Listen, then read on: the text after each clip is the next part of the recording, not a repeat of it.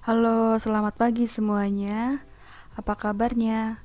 Hari ini kita masuk ke PJJ yang keenam untuk mapel ekonomi. Kita lanjutkan ke tahap penyusunan siklus akuntansi selanjutnya, yaitu tentang ayat jurnal penyesuaian. Tujuan pembelajaran hari ini adalah satu, menjelaskan pengertian ayat jurnal penyesuaian. Dua, mengidentifikasi fungsi ayat jurnal penyesuaian. Tiga, menguraikan jenis-jenis penyesuaian. Dan yang keempat, nanti kita akan mencatat ayat jurnal penyesuaian. Sebelumnya, amatilah neraca saldo berikut ini. Neraca saldo sebelum dan sesudah penyesuaian. Di sini ada neraca saldo PT Syukur dan Hikmah. Daftar saldo sebelum penyesuaian per 31 Desember 2019. Di sini bisa kalian lihat daftar saldonya, ada yang di debit, ada yang di kredit.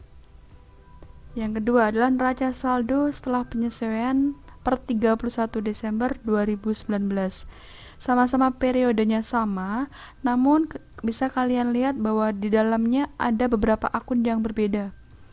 Sebagai contoh, di sini tidak ada biaya penyusutan peralatan kantor, tapi di sini ada biaya penyusutan peralatan kantor. Akun-akun yang tidak ada di neraca saldo 1 tapi ada di neraca saldo 2, berarti itu adalah efek dari adanya ayat jurnal penyesuaian. Perhatikan ilustrasi berikut ini ya. Perlengkapan tanggal 1 Januari kita beli perlengkapan alat tulis itu seharga atau sebesar 1 juta. Namun pada akhir periode perlengkapannya tinggal sedikit. Kita asumsikan sedikit ini harganya atau sebesar 400.000. Jadi, berapa perlengkapan terpakai selama satu periode? Di awal kita 1 Januari 1 juta, di akhir periode sebesar 400.000. Berarti perlengkapan yang terpakai sebesar 600.000. Nah, bagaimana perusahaan mengakui dan mencatat hal ini? Nah, salah satunya adalah dengan jurnal penyesuaian. Jadi, jurnal penyesuaian itu apa? Ayat jurnal penyesuaian atau biasa kita sebut dengan AJP itu adalah ayat jurnal yang memutakhirkan akun pada akhir periode. Semua ayat jurnal penyesuaian paling sedikit mempengaruhi satu akun laporan laba rugi dan satu akun pada laporan neraca. Dengan demikian, suatu ayat jurnal penyesuaian akan selalu melibatkan akun pendapatan atau beban dan akun aset atau kewajiban. Jadi diingat ya, nanti ketika jurnal penyesuaian itu nanti akan melibatkan setidaknya satu akun pada laporan neraca atau satu akun pada laporan laba rugi. Fungsi ayat jurnal penyesuaian adalah yang pertama, guna menentukan apakah neraca saldo sudah lengkap dan menunjukkan saldo terkini. Jadi neraca saldo yang dibuat itu apakah itu sudah menunjukkan saldo yang sebenarnya atau saldo terkini. Yang kedua, mengubah sedemikian rupa nilai akun sehingga neraca saldo memperlihatkan saldo sebenarnya dari harta, utang, modal, pendapatan, dan beban. Yang ketiga, diperlukan setiap kali kita menyusun laporan keuangan agar laporan keuangan kita andal atau reliabel. Maksudnya berarti kalau datanya itu menunjukkan saldo yang sebenarnya, maka sudah dipastikan laporan yang akan kita buat itu udah handal atau reliabel atau objektif, karena sudah menggambarkan kondisi perusahaan yang sebenarnya. Di sini ada jenis ayat jurnal penyesuaian, ada dua. Yang pertama, periode berjalan atau akrual. Jadi, periodenya itu masih berjalan. Contoh, perlengkapan di awal dan di akhir periodenya berjalan. Akumulasi penyusutan peralatannya kan masih berjalan. Akumulasinya juga berjalan. Yang kedua, pembayaran di muka atau prepayment. Contoh, sewa dibayar di muka, asuransi dibayar di muka. Yang kita tahu bahwa ketika sewa dibayar di muka, kita itu membayar sewa untuk 1 tahun. Jadi sewa dibayar di muka. Padahal selama akhir periode, sebenarnya biaya sewa itu berapa sih? Apakah sebesar sewa dibayar di muka yang ada di neraca saldo atau tidak? Seperti itu. Bagaimana, bisa dipahami? Kalau sudah bisa dipahami, kita lanjut. Di sini ada jenis penyesuaian, ada 8. Yang pertama tentang perlengkapan, nanti ada metode harta dan metode biaya. Nanti di modul itu mungkin ada istilah namanya metode neraca dan metode laba rugi. Itu sebenarnya sama maksudnya. Metode neraca itu ya metode harta, metode biaya itu ya metode laba rugi. Biaya dibayar di muka juga sama, nanti ada metode harta dan metode biaya. 3. Biaya yang masih harus dibayar atau utang biaya. Contoh biaya gaji, utang gaji. Jadi kita masih punya kewajiban untuk membayar gaji pegawai.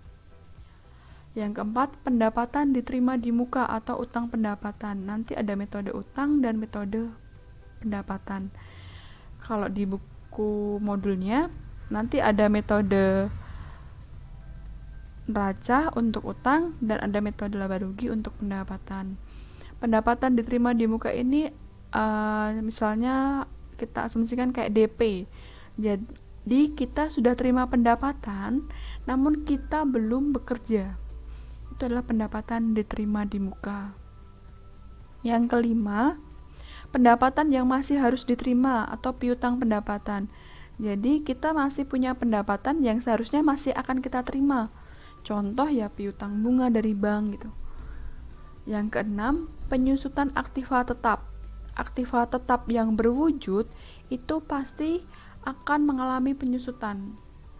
Di sini penyusutan itu tidak berlaku untuk tanah. Kenapa?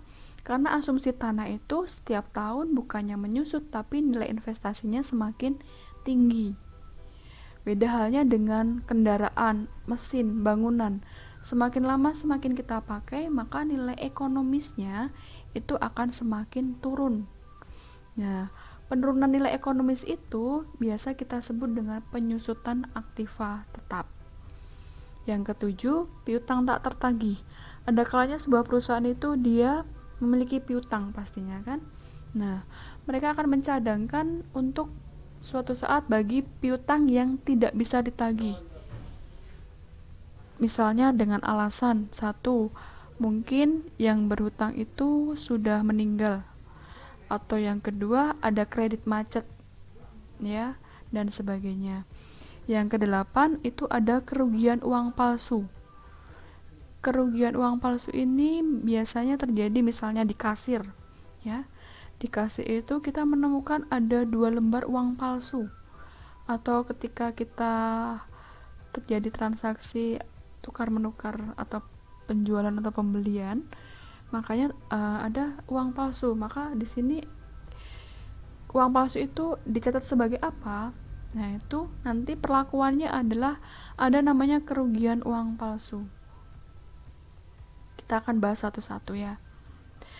Pencatatan air jurnal penyesuaian. Untuk yang pertama, perlengkapan. Ada metode harta atau metode neraca. Jurnalnya adalah biaya perlengkapan di debit, perlengkapan di kredit. Ya. Sebesar perlengkapan yang sudah dipakai. Contohnya, pada tanggal 1 Juni 2019, pada neraca saldo, akun perlengkapan sebesar 2 juta. Di akhir periode, perlengkapan tersisa 1.500.000. Buatlah jurnal penyesuaiannya. Jadi, jurnal penyesuaian yang dibuat adalah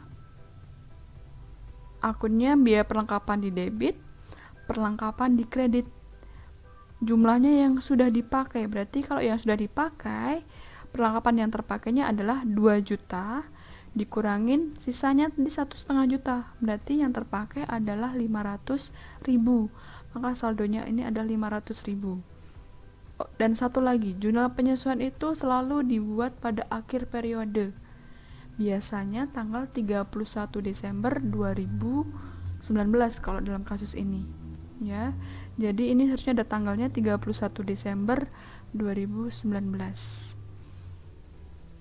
Cara mudahnya adalah seperti ini.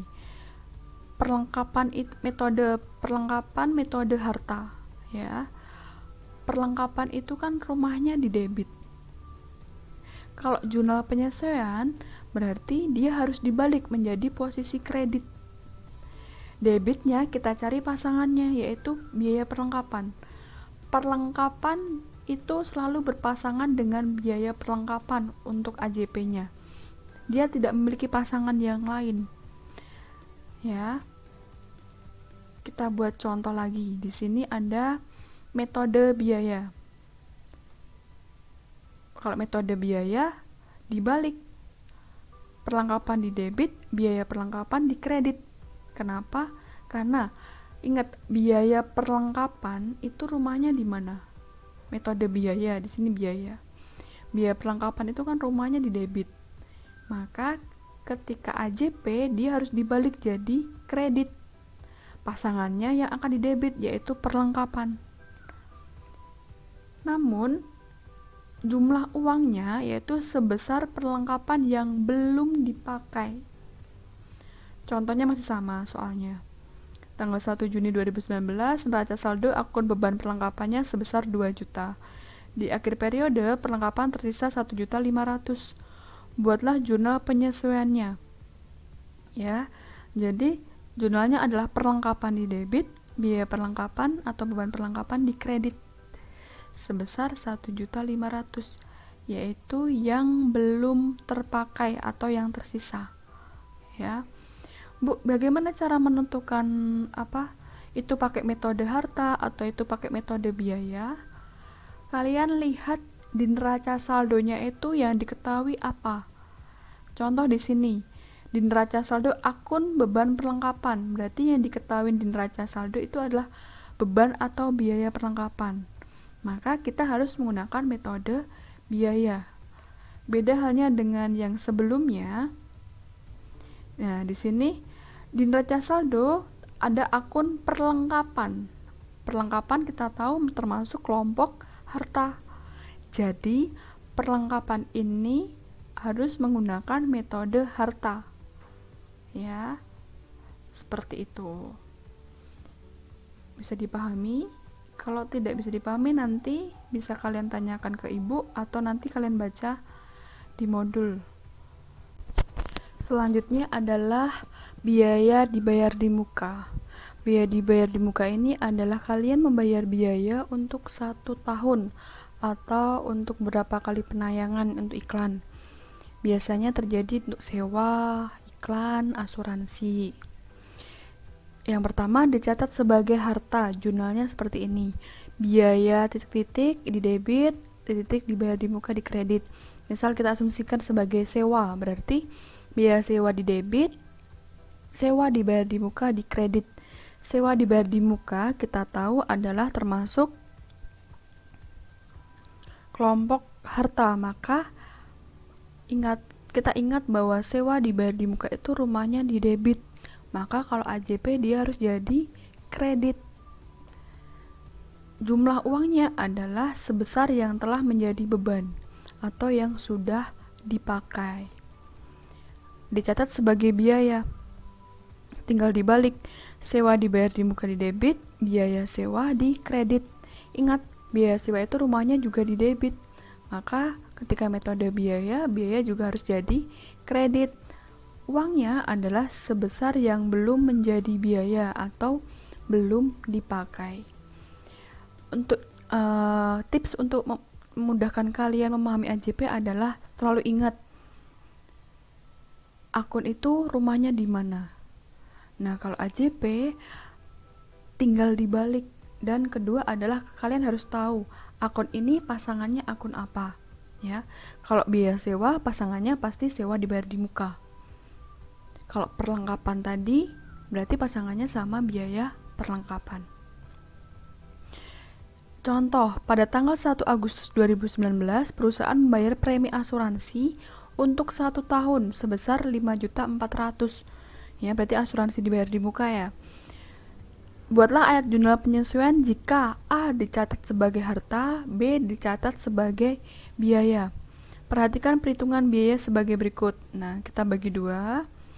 Di sini adalah asuransi yang telah menjadi biaya atau yang sudah dipakai. Ini adalah asuransi yang belum menjadi biaya atau yang belum dipakai. Nah, kita bayarnya kan 1 Agustus. Kita tutup buku atau akhir periodenya kan 31 Desember. Kita hitung dari awal Agustus sampai Desember itu berapa bulan? Agustus, September, Oktober, November, Desember. Ada 5 bulan. Nah, sisanya dari 1 Januari sampai kembali lagi ke 1 Agustus berapa? 7 bulan. Kalau kalian bingung ngitungnya, hitung aja yang sudah terpakai, tinggal dikurangin. 1 tahun ada 12 bulan. 12 kurangi 5 berarti 7.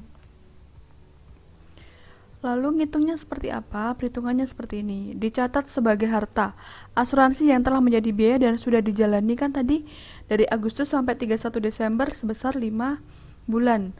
5/12 kali jumlah tadi berapa? 5.400.000. Hasilnya 2.250.000.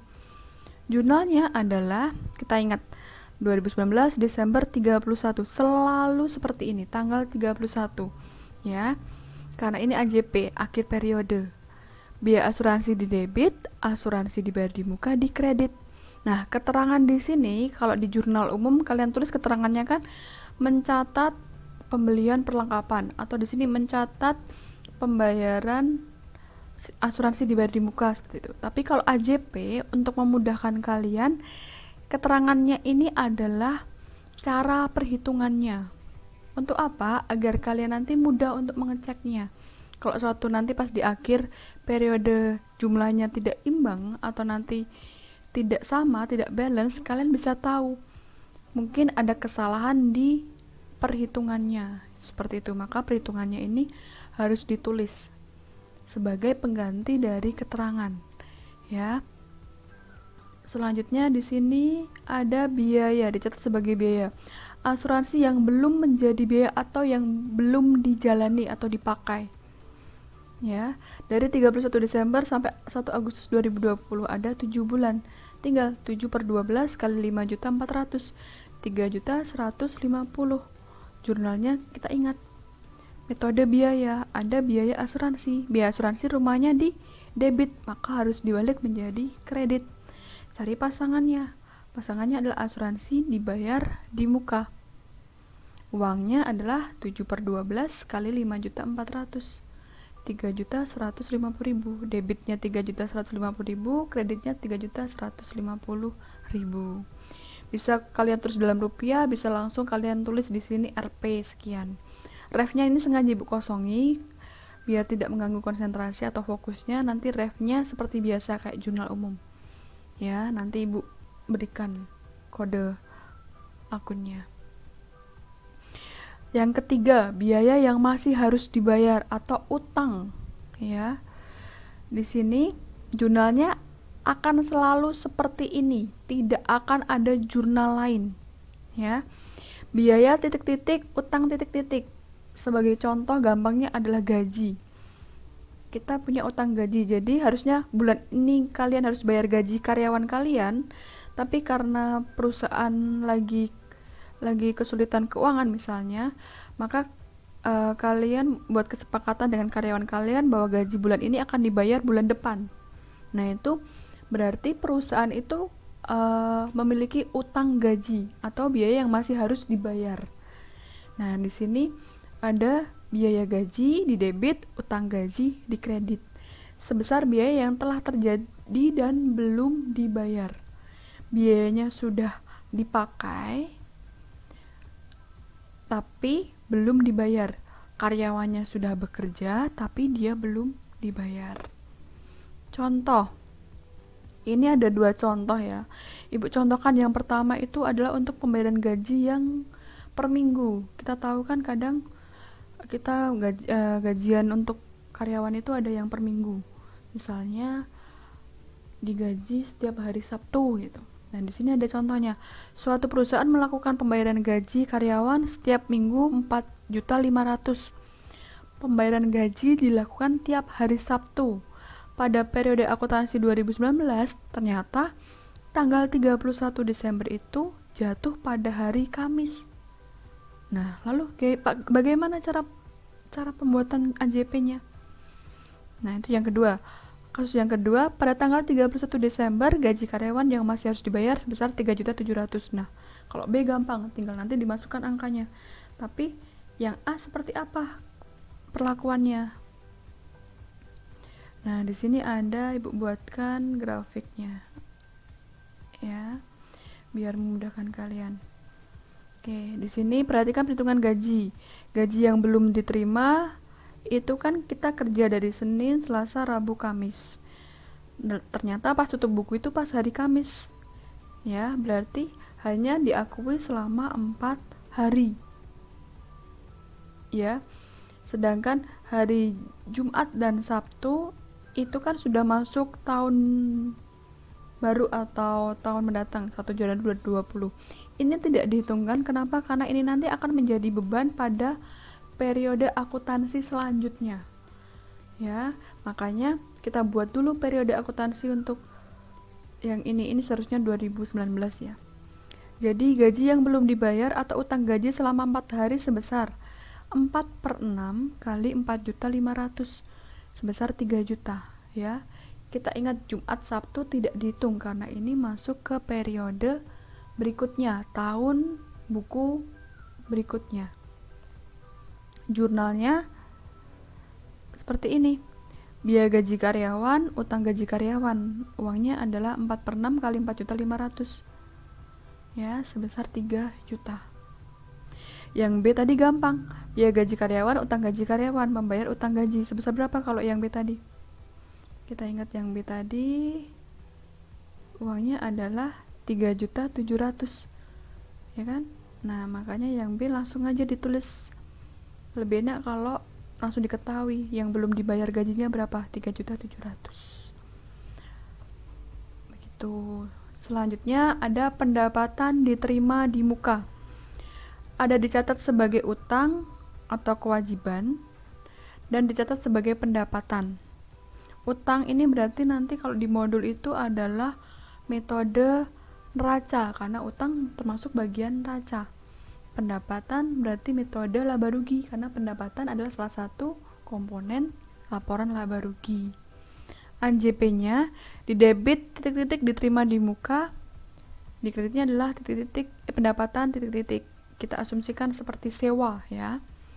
Berarti nanti AJP-nya sewa diterima di muka di debit, pendapatan sewa di kredit sebesar yang telah menjadi pendapatan ya. Sebesar yang telah menjadi pendapatan atau yang sudah menjadi hak kita atau yang sudah dipakai. Yang kedua, dicatat sebagai pendapatan. Pendapatan di debit, titik diterima di muka di kredit. Pendapatan sewa debit, sewa diterima muka di kredit. Harusnya ini penulisannya agak menjorok sebelah kanan. Sebesar yang belum menjadi pendapatan. Ya. Tinggal dibalik. Cara gampangnya kayak gini. Ingat ya. Metode utang, pendapatan diterima di muka itu termasuk apa? Utang kan? Nah, utang itu rumahnya di mana? Di kredit. Maka kalau AJP dia harus dibalik menjadi posisi debit. Pasangannya adalah pendapatan sewa. Ya. Pendapatan kita ingat, metode pendapatan itu rumahnya di mana? Rumahnya di kredit. Maka kalau metode pendapatannya harus dibalik menjadi debit. Pendapatan sewa, kreditnya adalah sewa diterima di muka. Contoh soal. Pada tanggal 1 Mei 2019 diterima sewa untuk 2 tahun sebesar 6.900.000 dan sewa diterima tunai. Jadi kita menyewakan tempat, si penyewa itu membayarnya untuk 2 tahun sekaligus. Ya.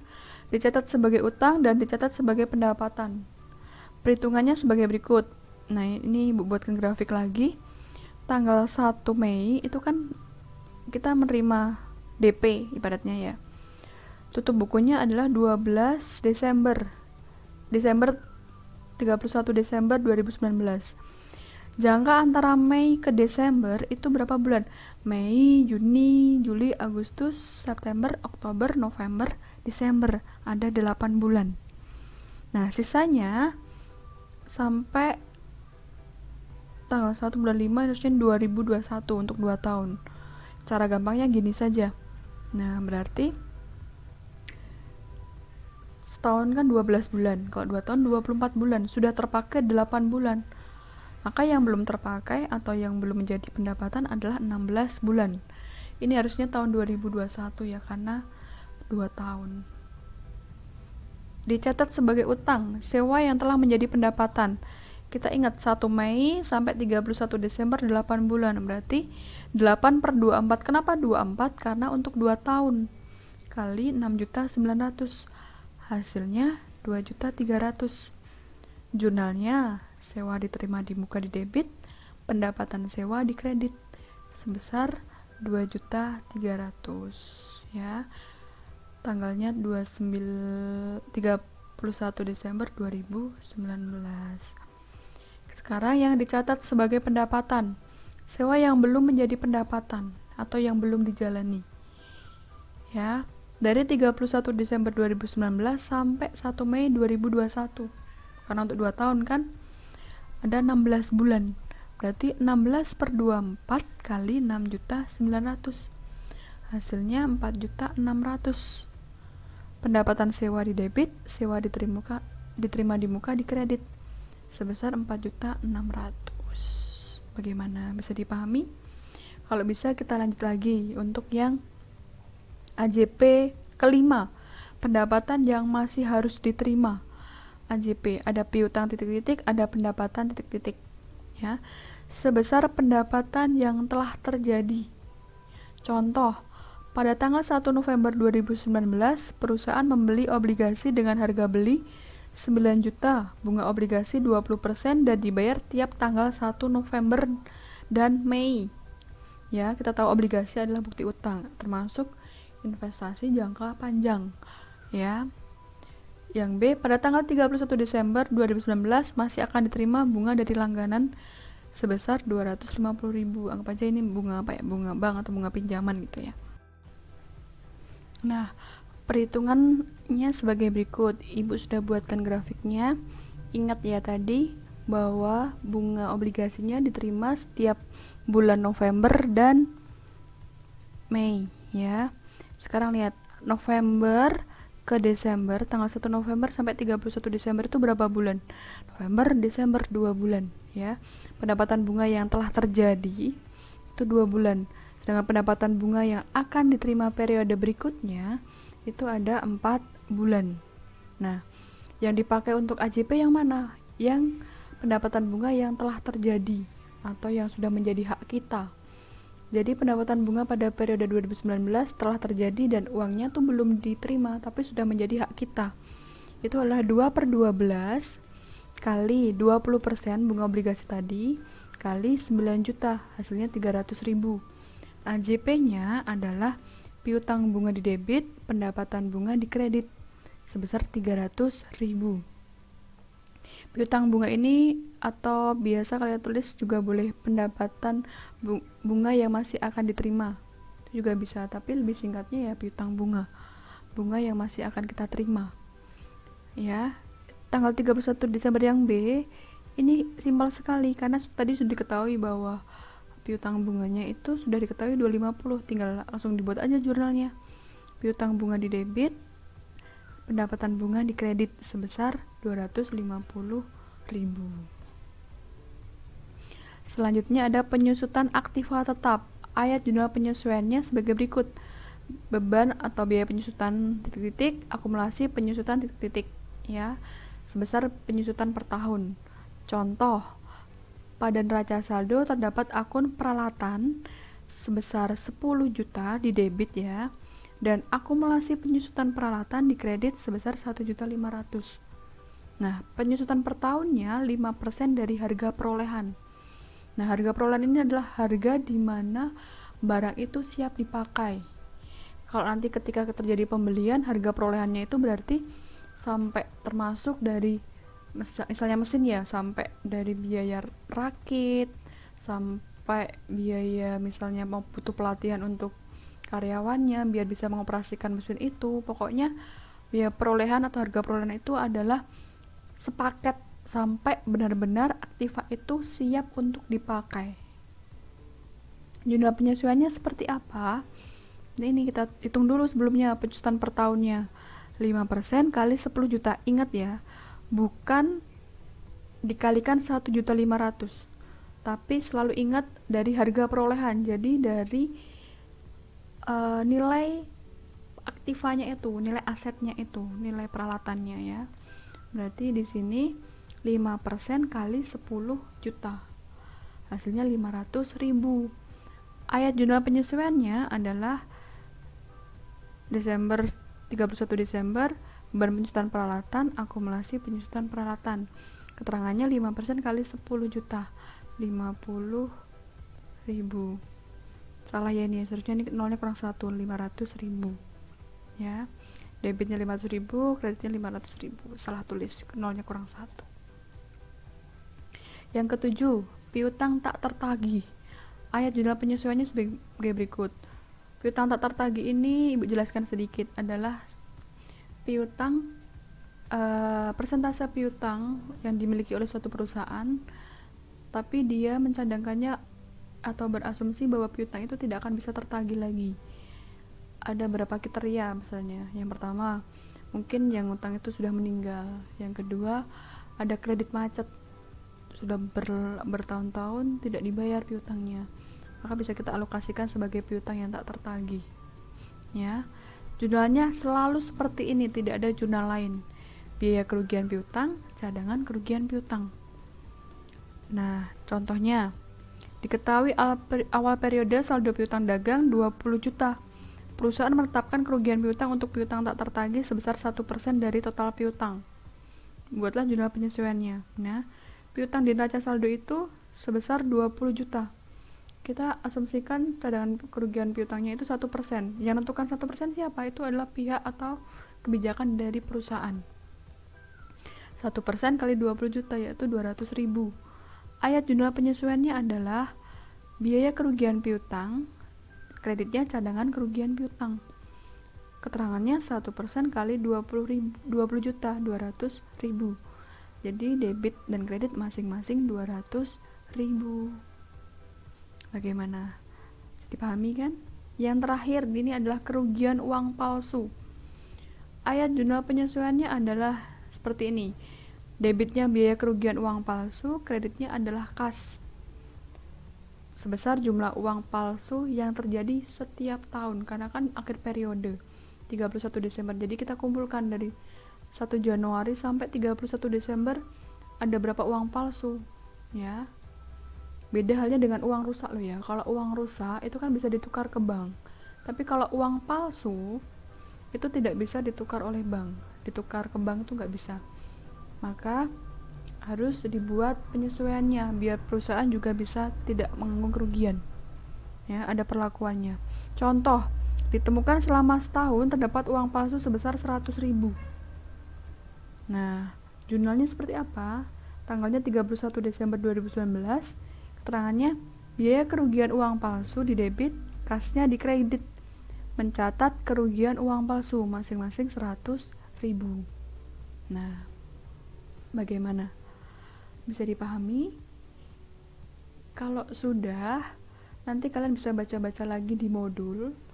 Ya, di modul itu sudah lengkap dengan latihan soalnya sampai dengan cara penulisan dan bentuk utuh dari jurnal penyesuaian, bentuk akhirnya itu seperti apa.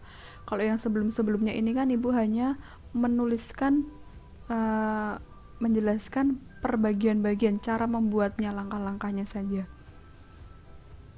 Dan untuk mengetes pemahaman kalian, Ibu sudah menyediakan latihan soal, sedikit saja, cuma 10 soal, yang akan Ibu share nanti melalui Google Classroom. Jadi, setelah kalian mempelajari dan menyimak video ini, nanti kalian ke Google Classroom, kalian lihat latihannya, kalian kerjakan soalnya, dan ingat ada batas waktu pengumpulan. Ya, bagi 10 orang pengumpul pertama akan mendapatkan reward seperti biasanya. Oke, quotes untuk hari ini adalah dari Jaya Setiabudi. 2 musuh terbesar kesuksesan adalah penundaan dan alasan. Kenapa Ibu bilang seperti ini, penundaan. Jadi jangan tunda-tunda pekerjaan dan jangan banyak alasan. Kenapa?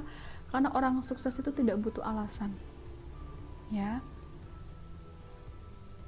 Oke, sekian penjelasan dari Ibu. Semoga bermanfaat bagi kalian. Terima kasih untuk perhatiannya dan sampai jumpa.